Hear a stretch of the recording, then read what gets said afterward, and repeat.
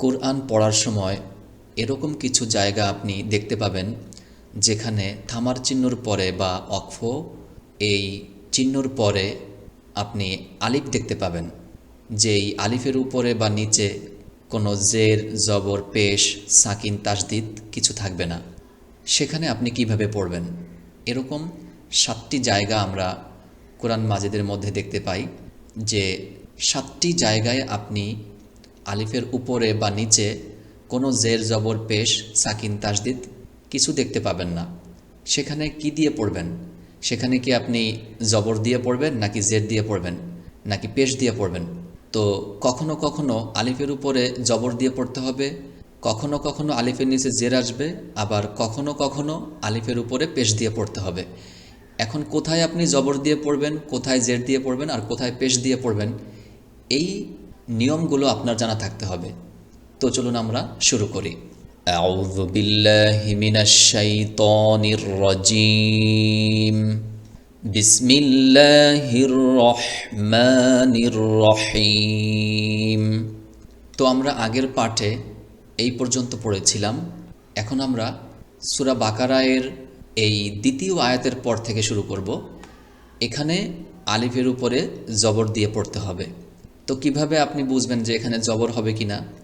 কোরআন মাজিদের মধ্যে যত জায়গায় এরকম আল্লাযীনা এই শব্দগুলো পাবেন, আল্লাযীনা অথবা আল্লাযী এ পর্যন্ত, অনেক সময় দেখবেন এই নুন থাকবে না, ওই সকল শব্দগুলোর ক্ষেত্রেও আলিফের উপরে জবর দিয়ে পড়বেন। যেখানে যেখানে আল্লাযী থাকবে অথবা যেখানে যেখানে আল্লাযীনা এই শব্দটি লেখা থাকবে, এই শব্দটির আগে যেখানে যেখানে থামার চিহ্ন আসবে বা অক্ফ চিহ্ন আসবে, সেখানে আলিফের উপরে জবর দিয়ে পড়তে হবে। তো আরেকটি জায়গায় আলিফের উপরে জবর দিয়ে পড়তে হবে, সে জায়গাটিও আমরা এখন দেখব। সেটা হলো সূরা ফাতিহার মধ্যে বা আলহামদুস সূরার মধ্যে। এটা হলো সূরা ফাতিহার দ্বিতীয় আয়াত। এই আয়াতের আগে এখানে দেখুন থামার চিহ্ন বা অক্ফ এসেছে, যেটাকে বলা হয় স্টপ সাইন। এই থামার চিহ্নর পরে আমরা এখানে আলিফ দেখতে পাচ্ছি। এই আলিফের উপরে কি দিয়ে পড়তে হবে এটা আপনার জানা থাকতে হবে। এখানেও আলিফের উপরে জবর দিয়ে পড়তে হবে, আর রহমানির রহিম। তো এখানে জবর বা ফাথা মনে মনে ধরে পড়বেন। তো এই আলিফের উপরে যদি আপনি একটি জবর ধরেন, তাহলে এই আলিফটি কাকে ধরবে? এই র হরফটিকে ধরবে। আলিফ র জবর আর, এভাবে। তো আমরা বলছিলাম যে যেখানে যেখানে আল্লাযী এবং আল্লাযীনা আছে সেখানে জবর হবে, আর সূরা ফাতিহার মধ্যেও আলিফের উপরে জবর দিয়ে পড়তে হবে। এই গেল একটি নিয়ম। দ্বিতীয়, যেখানে আপনার জানা থাকতে হবে যে আলিফের উপরে কি জবর হবে নাকি পেশ হবে, এ বিষয়টি আপনার জানা থাকতে হবে। এটি হলো সূরা ইউসুফ এর 9 নম্বর আয়াত। 9 নম্বর আয়াতের শুরুতে, এটা হলো 9 নম্বর আয়াত। 8 এবং 9 নম্বর আয়াত এটার মাঝে দেখুন, এখানে মানে 8 নম্বর আয়াতের পরে এখানে আলিফ এসেছে। এই আলিফের উপরে কি দিবেন আপনি? জবর দিবেন নাকি পেশ দিবেন নাকি জের দিবেন, এটা জানতে হবে। এখানে যে নিয়মটি, এই নিয়মটি ভিন্ন নিয়ম। এই নিয়মটি খুবই মজার একটি নিয়ম, খুব মনোযোগ দিয়ে শুনতে হবে, মনে রাখতে হবে। এই নিয়মটি শেখার ক্ষেত্রে আমাদেরকে আগে কিছু বিষয় জানতে হবে। সেটি হলো, মনে মনে এই আলিফ হরফটিকে বাদ দিয়ে 3টি হরফ বা 3টি অক্ষর হিসাব করতে হবে। এই আলিফটি যদি আমরা বাদ দেই, মনে মনে বাদ দিলাম মনে করুন, তারপরে 3টা হরফ গণনা করুন। কয়টা হরফ? 3টি হরফ গণনা করতে হবে। নাম্বার 1, এটা হলো কফ, এটা প্রথম হরফ। দ্বিতীয় তা, আর তৃতীয় হলো লাম। তো দ্বিতীয় অক্ষর ফলো করতে হবে। 3টি হরফের মধ্যে সবসময় দ্বিতীয় বা সেকেন্ড অক্ষর, দ্বিতীয় অক্ষরকে ফলো করতে হবে। দ্বিতীয় অক্ষরের উপরে কি আছে? দ্বিতীয় অক্ষরের উপরে যা থাকবে এই আলিফের উপরে তাই দিয়ে পড়তে হবে। দ্বিতীয় অক্ষরের নিচে যা থাকবে আলিফের নিচেও তাই হবে। তো এখানে যেহেতু দ্বিতীয় অক্ষরের উপরে বা দ্বিতীয় হরফের উপরে পেশ এসেছে, এজন্য এই আলিফের উপরেও পেশ দিয়ে পড়তে হবে। এখানে এই শব্দটির উচ্চারণ হবে উকতুলু, এভাবে। তারপরে যে জায়গাটি আপনাকে মনে রাখতে হবে যদি আপনি শুদ্ধ করে কোরআন পড়তে চান, সে জায়গাটি হলো সূরাত ইয়াসিন, এটা 23 নাম্বার পারা। এই সূরা ইয়াসিনের 20 নাম্বার আয়াতের পরে এখানে দেখুন, এখানে আলিফের উপরে বা নিচে কি দিতে হবে। এখানেও মনে মনে আপনি কি করবেন, এই আলিফটাকে বাদ দিবেন। এই আলিফটাকে বাদ দিয়ে 3টি হরফ বা 3টি অক্ষর গণনা করবেন। প্রথম হরফটি তা, দ্বিতীয় হরফটি বা, আর তৃতীয় হরফটি আইন। তো এখানে এরকম একটি জের এই আলিফের নিচে মনে মনে দিয়ে পড়তে হবে। এই বাটা হলো দ্বিতীয় হরফ, প্রথমটা তা প্রথম, আর বা দ্বিতীয়, আর আইনটা হলো তৃতীয়। সবসময় মনে রাখবেন এই দ্বিতীয় হরফ অনুসরণ করতে হবে বা ফলো করতে হবে। এখানে যেহেতু দ্বিতীয় অক্ষরের নিচে জের এসেছে, এই আলিফের নিচে জের দিয়ে পড়বেন।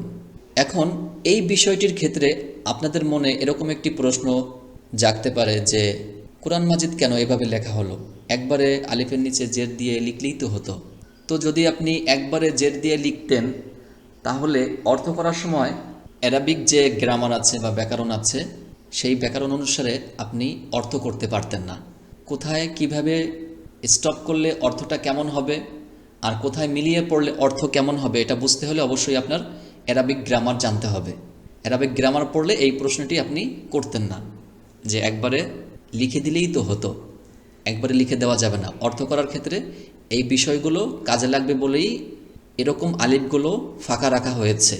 তো এখানে সহজে মনে রাখার জন্য দ্বিতীয় অক্ষর ফলো করবেন। দ্বিতীয় অক্ষরে যা থাকবে আলিফের নিচে তাই হবে। এখানে যেহেতু জের এসেছে, আলিফের নিচে জের দিয়ে পড়তে হবে।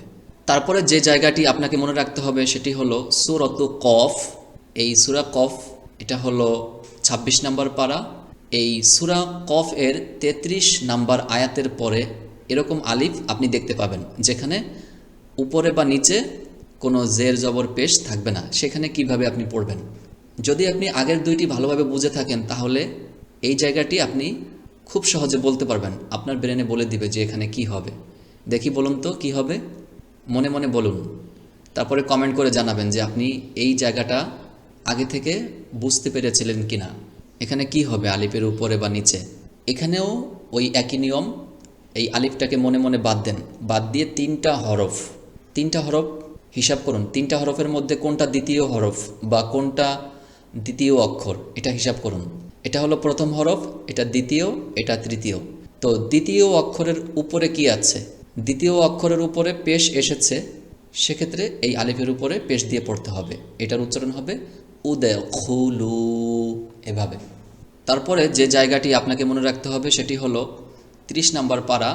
এই 30 নাম্বার পারার সূরাতুল ফাজরি, এটা হলো সূরাতুল ফাজরির 27 নাম্বার আয়াতের পরে এখানে দেখুন আলিফ এসেছে। এখানে কি দিতে হবে, আগের 3টি যদি আপনি বুঝে থাকেন তাহলে এটাও আপনি পারবেন। এই আলিফটাকে মনে মনে বাদ দেন। মনে করুন এখানে আলিফটা নেই, এই আলিফটাকে বাদ দিয়ে 3টি হরফ বা 3টি লেটার এখানে দেখুন। প্রথমটা হলো র, দ্বিতীয়টা জিম, তৃতীয়টা আইন। দ্বিতীয় অক্ষরের নিচে কি আছে, দ্বিতীয় অক্ষরের নিচে যেহেতু জের এসেছে, এই আলিফের নিচে জের দিয়ে পড়তে হবে। এখানে এই শব্দটির উচ্চারণ হবে এভাবে, খেয়াল করুন, ইর জি, এভাবে। এই আলিফের নিচে জের দিয়ে বা কাসরা দিয়ে পড়তে হবে। জেরের অন্য একটি নাম কাসরা, জের বললেও হবে, কাসরা বললেও হবে। তারপরে আমরা এখন এমন একটি জায়গা দেখতে পাবো যে জায়গায় কোনো নিয়ম চলে না। এরকম একটি জায়গা আছে, ওই জায়গা অনুসারেই আপনার চলতে হবে, সে কোনো নিয়ম অনুসারে চলে না। এরকম একটি জায়গা আছে, সেটি হলো 3 নাম্বার পারার সূরাতু আলী ইমরান। এই সূরা আলী ইমরান এটার মধ্যে 44 এবং 45 আয়াতের মাঝে এখানে দেখুন, এটা একটা থামার চিহ্ন বা ওয়াকফ। এই থামার চিহ্নর পরে আলিফ এসেছে, এই আলিফের উপরে বা নিচে কিছু নেই, কোনো জবর জের পেশ কিছু নেই। এখানে যদি আপনি স্টপ করেন তাহলে এখান থেকে কিভাবে শুরু করবেন, এখানে কি আলিফের উপরে জবর দিয়ে পড়বেন নাকি জের দিয়ে পড়বেন নাকি পেশ দিয়ে পড়বেন? এখানে জের দিয়ে পড়তে হবে, এটা চিরকাল মনে রাখবেন। এখানে দ্বিতীয় অক্ষর বা দ্বিতীয় হরফ ফলো করলে হবে না। শুরুতেই আমি বলেছি যে এই শব্দটির ক্ষেত্রে সে কোনো নিয়ম মানে না। এখানে এই জায়গার যে নিয়ম আছে সে ওই নিয়ম অনুসারেই চলে। তো এখানে জের দিয়ে পড়তে হবে। আগে যে 2টি নিয়ম আমরা শিখেছি, যেখানে আল্লাযী এবং আল্লাযীনা থাকবে এবং আর রহমানির রহিম এখানে জবর হবে। আর দ্বিতীয় অক্ষর ফলো করতে হবে। দ্বিতীয় অক্ষরের উপরে বা নিচে যা থাকবে আলিফের উপরে নিচে সেই জবর জের পেশ দিয়ে পড়তে হবে। কিন্তু এখানে ওই নিয়ম চলবে না। এখানে শুধু একটি জায়গা আছে, সেটি হলো এই জায়গাটি। সম্পূর্ণ কোরআনের মধ্যে এই জায়গাটি সে কোনো নিয়ম মানে না, সে নিজের নিয়মেই চলে। এই জায়গাটিতে আপনাকে জের দিয়ে পড়তে হবে। এখানে এই শব্দটি কিভাবে পড়বেন? যদি আপনি এখানে স্টপ করেন বা থামেন, সেক্ষেত্রে যখন আপনি এখান থেকে আবার শুরু করবেন তখন অবশ্যই এই আলিফের নিচে জের দিয়ে পড়তে হবে, এভাবে ইসমুহুল, এরকম ইসমুহুল। তো সম্মানিত শিক্ষার্থীবৃন্দ, পরবর্তী লেসন বা পাঠে এখান থেকে শুরু করব ইনশাআল্লাহ। আল্লাহ সুবহানাহু ওয়া তাআলা আপনাদের সবাইকে সব সময় ভালো রাখুন, সুস্থ রাখুন। আসসালামু আলাইকুম ওয়া রাহমাতুল্লাহি ওয়া বারাকাতুহু।